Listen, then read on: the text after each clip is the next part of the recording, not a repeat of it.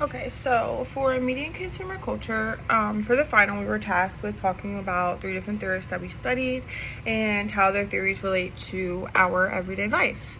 And so the first theorist that I want to talk about is Paulina Dima. She was the author of Vicarious Consumption, and basically she wrote about how people, vicariously consume food through media. And she specifically talks about Food Network and food television.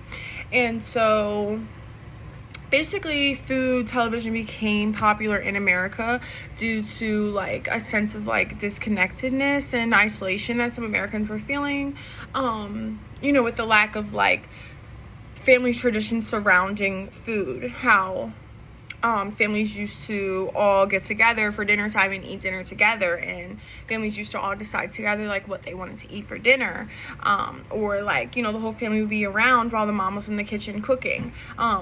With the lack of these traditions due to Americans just living like a faster lifestyle, like just including more activities or things to do within their life, they just didn't have the same amount of time to allocate to cooking and eating dinner, like all together, just food traditions.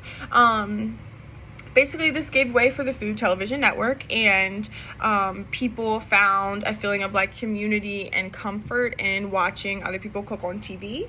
It was just basically like you are cooking with another person, and like even today in 2025, I feel like one of the most popular trends on social media, on TikTok or Instagram, is food videos. Definitely like cooking videos, baking videos. There's like diet and nutritional food recipe videos where you learn about like all the different nutrition in different foods or the calories. There's mukbangs, which is a very big trend where people basically just record a video of them eating a lot of food and other people watch it and enjoy it. So yeah, food television is a huge part of modern life, and especially I can say for me, I am a victim of vicarious consumption of food, because I watch a lot of food videos. I would say I like watching the videos of people cooking, and I really do like the videos of people cooking more nutritional meals and including like the nutritional value of different foods, because I like to be aware of like what I am consuming when I'm eating. So it's just like educational. Like I genuinely enjoy it, and it does make me feel a sense of like community and belonging. But with that being said, like it does offer me comfort, but I also feel like it does normalize isolation surrounding like eating culture. You know what I mean? Like I feel like I view these videos in terms of like, oh, I can make this for myself and I can go eat this, rather than thinking about it in terms of like food family traditions and like I can make this for all of us. I just think that it doesn't cross your mind anymore, because you feel like you're already eating and watching somebody cook with the person that's making the video for you. So yeah, I definitely relate to her theory. And then the next theorist I wanted to talk about was James Howard Kunstler. He's the author of Capitals of Unreality, and he explains how a lot of modern American environments and settings and structures, they are built in a way to isolate us, and I don't think that was like intentional initially. I don't think architects had that in mind initially. I think the vision was more modernity and moving towards this illusion and like image of progression.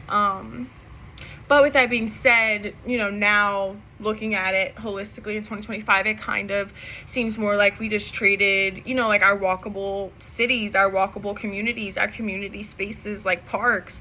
We traded it for highways and parking lots and a lot more stores and a lot more fast food. And, we basically kind of traded in the authentic American experience for consumerism. And it's kind of crazy to look at, just because like we don't benefit from consumerism as regular working Americans, but we're also the ones hurt by the huge spaces that are now like integrated into the structure of American cities. And I just feel like our generation in particular, and especially me, like I feel like we can directly relate to this theory and like even like kind of pictured in our heads, because like growing up, America looked completely different in my personal opinion than what it does now. Like growing up, I grew up right across the street from a park. Like my mom could see us playing in the park from our front door, just as basically all of the neighbors could on our street. And after school, we would immediately go home, then go to the park and play with our friends until it was dinner time and time to go inside. And I feel like kids today like don't even necessarily have the opportunity to do that anymore, because there's simply less parks and people don't go to the park as much anymore because there's just not enough parks.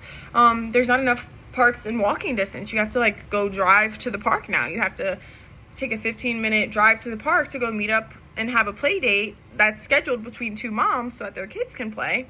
And we used to just walk to the park before. So it's just like crazy to think about how like modern America and what America looks like today. And not to mention like all of the new modern structures, they do basically all look the same. It definitely lacks like a authentic, American charm. But yeah, I agree with James Howard Kunstler's theory, and I definitely think that like it's illustrated anywhere in a lot of places in America. And then the third theorist I want to talk about is Kara Segan-Wire and all of her co-authors. They wrote The Ethics of the Brand, and they basically explain how capitalism probably can never truly be considered ethical, because capitalism is rooted in competition and just inequality. Capitalism has a goal of, some people winning, some people excelling and becoming extremely successful, and other people not being extremely successful. So when you think about it from that point of view, I think it's hard to say that, any large corporation that is benefiting from a capitalistic structure can be ethical. And so now in 2025, I think a lot of brands are trying to produce this brand identity of being an ethical brand. And sometimes, that refers to like sustainability, or that can refer to like hiring processes or like who they hire. But all that to say, I feel like I don't necessarily like the new trend of declaring yourself as an ethical brand, just because I think any brand can be considered unethical. If you wanted to find a reason for a brand to be unethical, I think in such large corporations, you can find somewhere that there is some type of inequality or unfairness.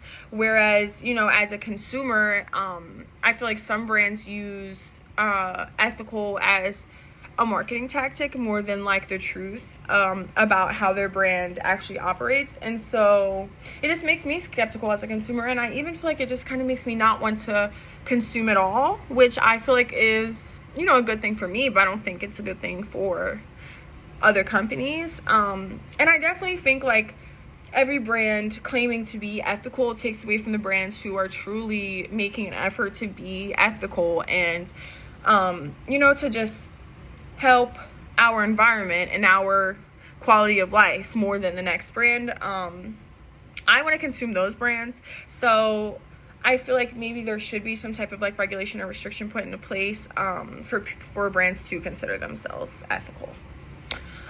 So yeah.